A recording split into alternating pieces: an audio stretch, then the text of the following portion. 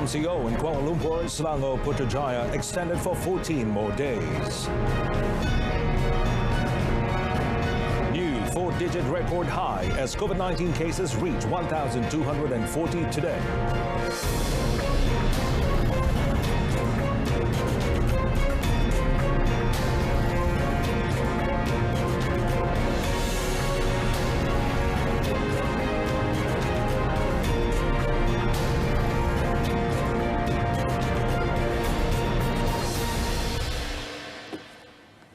Good evening. Thanks for joining us. You're watching News at 10 with me, Muhammad Amin Carlos.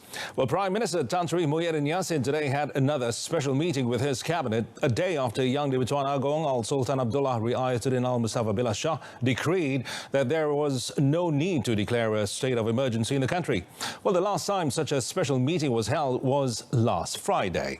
Well, Tan Sri Muhyiddin arrived at the Perdana Putra complex at 9:20 a.m. to begin his daily duties before chairing the meeting at 11:30 a.m. Now, the cabinet ministers who attended the special meeting included Home Minister Dato Sri Hamzah Zainuddin, Communications and Multimedia Minister Dato Saifuddin Abdullah, and Foreign Minister Dato Sri Hishamuddin Tun Hussein.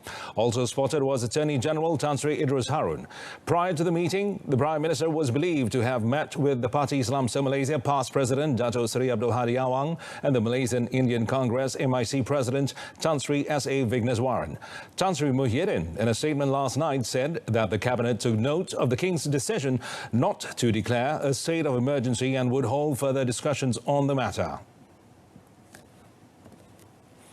The Conditional Movement Control Order, CMCO, for Putrajaya, Kuala Lumpur and Selangor will be extended for another 2 weeks until 9th November. Senior Minister for Security, Dato Sri Ismail Sabri Yaakob, said the decision was reached during the National Security Council or MKN meeting today after a risk assessment by the Health Ministry found that there are localities with a high risk for the spread of COVID-19.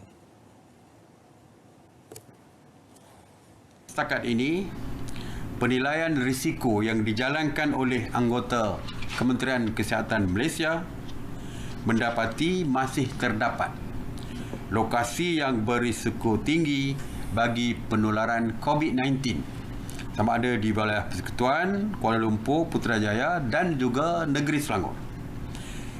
Mengambil kira penilaian risiko terhadap penularan wabak ini, maka hari ini kerajaan bersetuju untuk melanjutkan perintah PKPB, Perintah Kawalan Pergerakan Bersyarat di wilayah Persekutuan Kuala Lumpur, Putrajaya dan Selangor selama 14 hari lagi.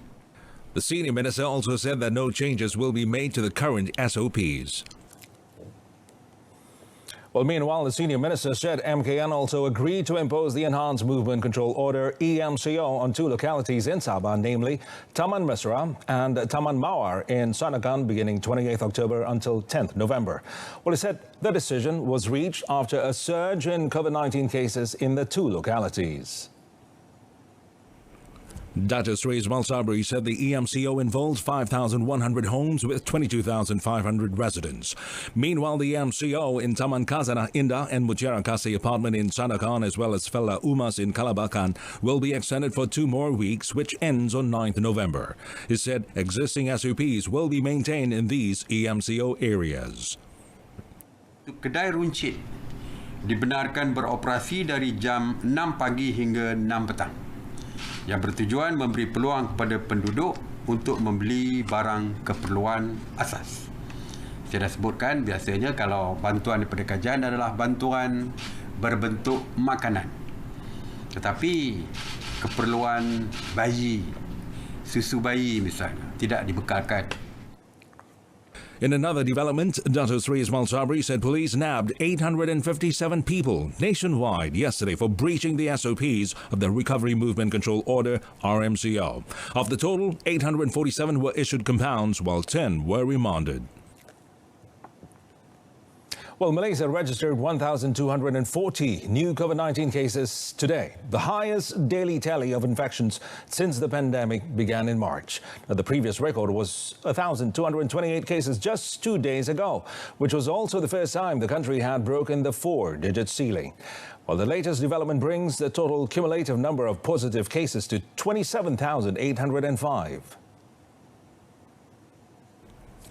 According to Health Director General Tan Sri Dr. Noor Hisham Abdullah, out of the new infections, there are only 2 imported cases, while the rest are local transmissions. Well, he said Sabah recorded the highest cases today at 927, followed by the Klang Valley with 194. Sejumlah 508 kes iaitu 41% pada hari ini adalah daripada kluster penjara Kepayan iaitu 439 kes, kluster Seberang Perai iaitu penjara Seberang Perai 57 kes, kluster Benteng Lahadatu 7 kes, kluster penjara Tapah 4 kes dan kluster penjara Tembok 1 kes. Kes-kes ini sememangnya terasing di dalam kawasan Perintah Kawalan Pergerakan diperketatkan. He added that there are currently 9,744 active cases in the country, with 94 of them being treated in the ICU and 31 cases requiring ventilator support. The Health Ministry also reported 691 recovered patients and 7 new deaths.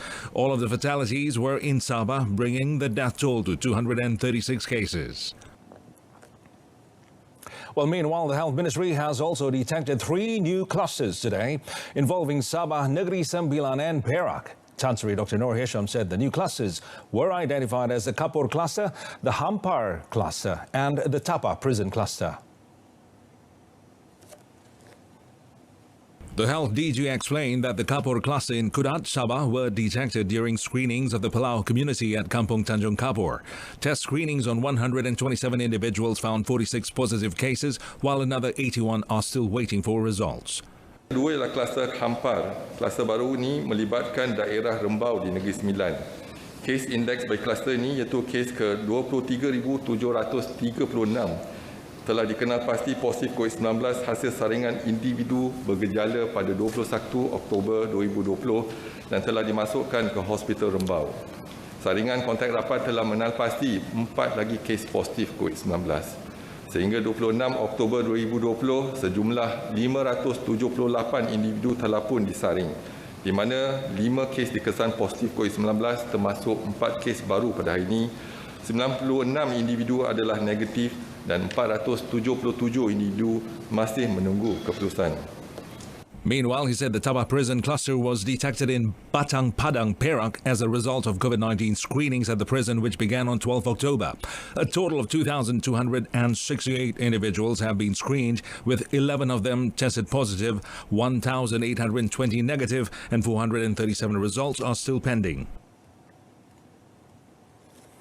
And on to other stories. Well, a total of 13 individuals, including 2 local women, were remanded under the Prevention of Crime Act, or POCA 1959, on suspicion of committing various criminal activities since early this year. Well, all those remanded were members of the Hassan Babu, Din Gemuk and Pocek gangs. Sungai Buloh District Police Chief Superintendent Shafa'atun Abu Bakar said the Hassan Babu gang involving 7 male suspects were remanded from 22nd October until 11 November for housebreaking activities since June. Kes disiasat di bawah Seksyen 457 Kanun Kesiasaan. Ekoran daripada tertangkapnya kumpulan Hassan Babu ini, pihak polis, Ibu Pejabat Polis Daerah Sungai Buloh telah berjaya menyelesaikan 13 kes di daerah ini. MO kumpulan ini dia bergerak aktif pada pertengahan tahun 2020 sehinggalah mereka ini ditangkap. Kumpulan ini mensasarkan sekolah, pejabat dan juga rumah sebagai mangsa dalam kes ini. Speaking at a media conference at the Sungai Buloh District Police Headquarters, Shafa'atun said the Pocek gang involved 3 male suspects who were detained on 1st October at an apartment in Damansara Damai and a house in Kampung Gombak. They were remanded from 20th October to 9th November. She said the Din Gemuk gang, comprised a man and 2 women, were detained at separate locations on 22nd September.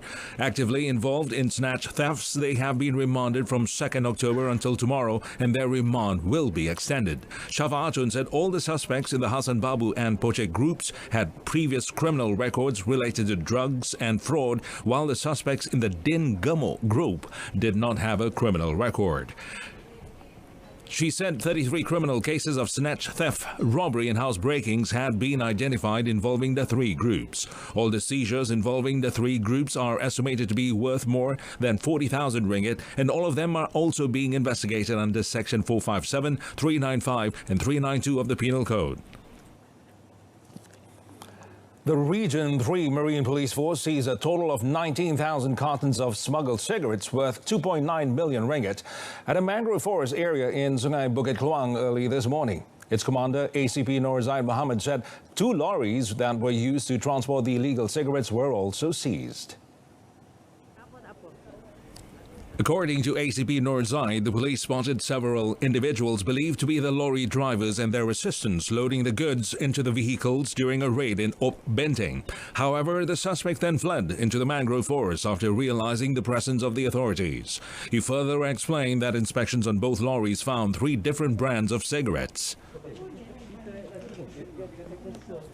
Mereka mengambil kesempatan pada air pasang besar untuk membawa rokok-rokok ini seluduk di kawasan tempat-tempat yang agak terpencil lah. Khususnya di kawasan-kawasan yang kita lihat tempat tadi pun di hutan bakau Bukit Keluang, di Sungai Bukit Keluang ini adalah kawasan terpencil juga. Jadi aktiviti mereka tentunya pada awal-awal pagi lah. ACP Nur Zaid added that the contraband cigarettes were meant for markets in the West Coast states as well as the southern region. He said this is the biggest seizure made by the Region 3 Marine Police Force in combating cigarette smuggling activities this year. He added that the case is being investigated under the Customs Act 1967. Well, a chairman of a farmers' cooperative in Pekan Nanas, Pontian, was sentenced to 8 years jail and 2 strokes of the cane by the Johor Bahru Sessions Court today after he pleaded guilty to 2 counts of criminal breach of trust or CBT involving 300,000 ringgit last month. Alan Lim Boon Seong, 41, made the plea after the charges against him were read out before Judge Aizatul Akmal Maharani. Well, the court ordered the 2 sentences to run separately. And on the first count, Alan, who is the chairman of Koperasi Peladang Jaya Pekan Nanas, Pontian since 2015, was charged with committing CBT by transferring 100,000 ringgit belonging to the cooperative into his personal account at a bank in Pekan Nanas on 1st September. On the second count, he was accused of transferring 200,000 ringgit into the same account at the same location on 7th September. The charges were framed under Section 409 of the Penal Code, which provides an imprisonment for up to 20 years with whipping and liable to fine upon conviction. Deputy Public Prosecutor Chai In Hieng appeared for the prosecution while the accused was unrepresented.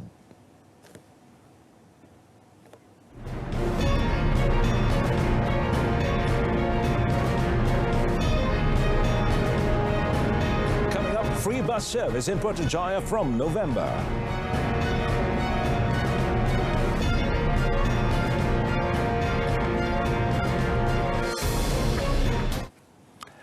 Well, cooperation between various ministries and other stakeholders is an important requirement in creating more opportunities for the creative economy. And according to Communications and Multimedia Minister Dato' Saifuddin Abdullah, the ministry will be working closely with the Foreign Affairs Ministry and the Ministry of International Trade and Industry in order to promote a competitive creative content industry that meets the global standards. As one of the countries who co-sponsored the International Year of Creative Economy for Sustainable Development, I have the pleasure of informing you that we will, of course, be adopting what we have been co-sponsoring. You can count on us that we would like to be together with the rest of the global community in not only acknowledging the significance of the creative economy, but also to work hand in hand in order to move the creative economy towards greater performance in many of the areas. Dato' Saifuddin said this at the forum on Malaysia's adoption of the United Nations International Year on Creative Economy for Sustainable Development 2021. He further explained that one of the agencies had played a major role in providing soft loans and facilitating the creative industry players in My Creative Ventures, which was launched by the government to help young entrepreneurs who are ready to expand. He added that there are also agencies organizing activities such as providing some kind of honorarium to singers singing from home and shown on television. Malaysians will be able to enjoy a free bus service in Putrajaya beginning 1st November. Well, Federal Territories Ministry Secretary General Dato' Rosida Jaafar said the service, which will cost 12 million ringgit a year, would involve 30 buses and 12 Nadi Putra routes around the Federal Administrative Centre. She said the facility provided through the ministry's agency, Putrajaya Corporation, was part of the Wilayah Prihatin program to help the people, especially Putrajaya residents, in reducing the cost of living and dealing with the government.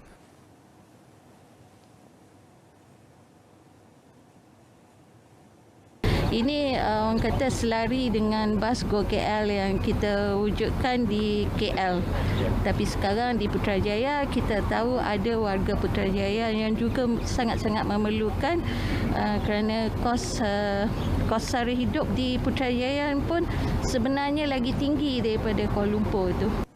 Speaking at the launching of a service today, Dato' Rosida said at the same time the free service can also promote domestic tourism activities in Putrajaya to help in economic recovery in the wake of COVID-19.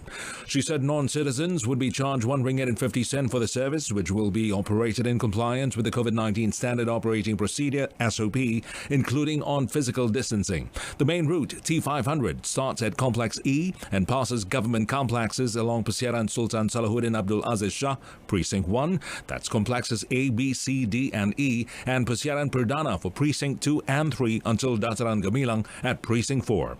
Another 11 routes will go through residential and commercial and office areas, excluding at Precinct 1 and Precinct 5 at frequencies of 15 minutes during peak hours, 20 minutes during non-peak hours, and 30 minutes at night on weekends and public holidays. Besides Putrajaya Central as the main station, 2 stops, which are Complex E at Precinct 1 and Dataran Gemilang at Precinct 4, would be made as transits that connect the main service routes with several other services for the benefit of passengers. Well, employers who wish to hire foreign citizens through the rehiring program, as well as apply for the recruitment of expatriates, are required to advertise the vacancies first on the national employment portal My Future Jobs beginning 1st November. Now, Human Resources Minister Dato' Sri M. Saravanan said the advertisement on vacancies at My Future Jobs should not be less than 14 days for the rehiring program of foreign workers in the country and 30 days for the application of expatriates. Now, through a statement, Dato' Sri Saravanan said information such as job title, salary, academic qualifications or required skills and competency should be displayed on My Future Jobs. Now, this will be followed by an interim with the candidates by representatives of employers and agencies of the Ministry of Human Resources, namely the Social Security Organisation, SOCSO. Well, he said employers must also register and send their application through Integrated Foreign Workers Management System. On November 1st, any employer and employee who uses Jobs Malaysia will be redirected to the My Future Jobs portal to monitor job matching involving locals. This, Dato' Sri Saravanan said, is to ensure that Malaysians are given priorities in employment opportunities. Applications for foreign workers or expatriates will only be considered if no Malaysians are interested in applying for the position. And that concludes this evening's news at 10. In our top story, CMCO in Kuala Lumpur, Selangor, Putrajaya extended for 14 more days. Well, folks, do join us at 12:30 tomorrow afternoon. I'm Muhammad Amin Carlos. Stay tuned to Saluran Berita RTM, and we wish you a pleasant evening.